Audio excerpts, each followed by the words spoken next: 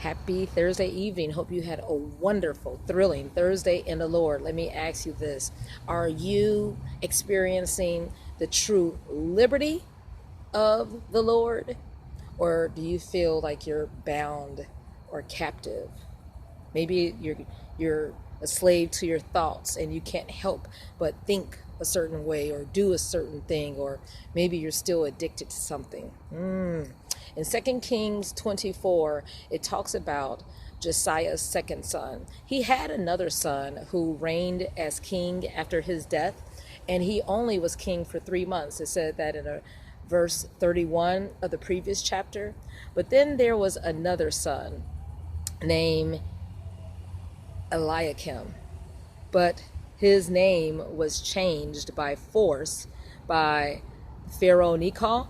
And it says in verse 34, the son of Josiah, king in the room of Josiah his father, and turned his name to Jehoiakim. So has someone changed your name? Or does someone call you a different name and it's not valid?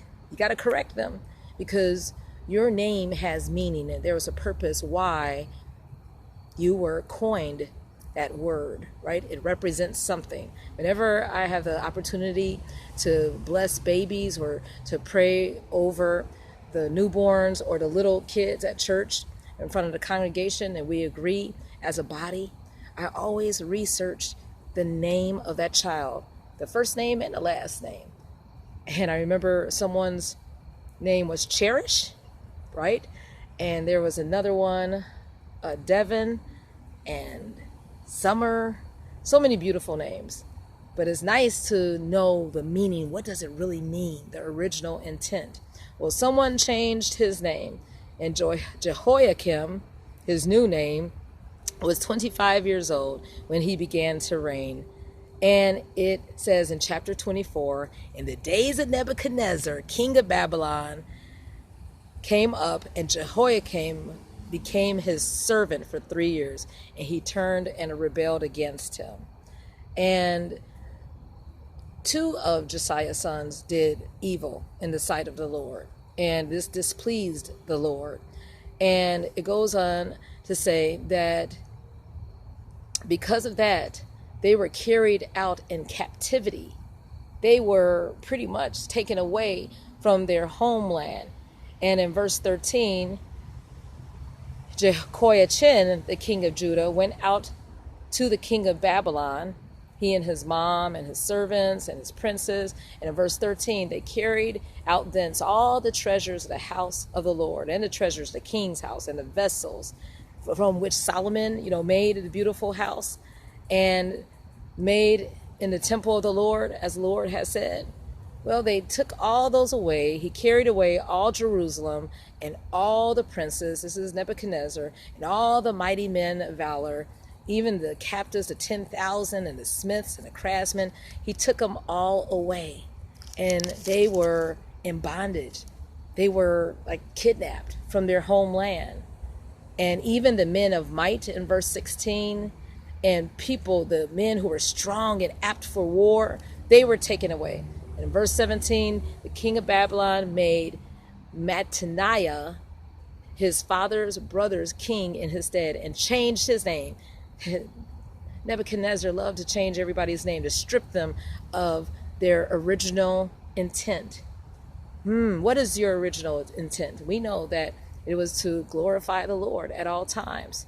Well, it says that Zedekiah was 21 when he began to reign, in verse 18, and he did which was evil in the sight of the Lord. Another legacy of not pleasing the Lord.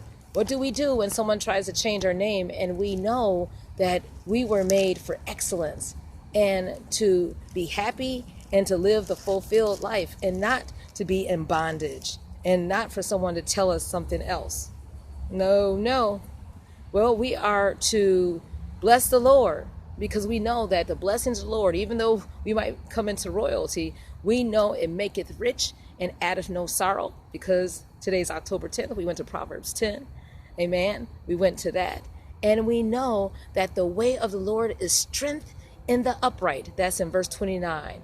So we are the mighty women the men, the teenagers, whoever, of valor. And we trust in the Lord, and that's where our power and our source is from. So let no one try to strip your name, because we are rooted and grounded, and we know that the Lord will let us and allow us to walk uprightly all the days of our life. So we do not have to have the legacy of some of those in the Old Testament, where the memory of the wicked was evil. No, the memory in chapter 10 of verse 7 Proverbs says, the memory of the just is blessed, amen, and their name will not rot in wickedness. It's going to be blessed forevermore. All right, have a wonderful Thursday in the Lord, and enjoy his richness and his faithfulness. Good night.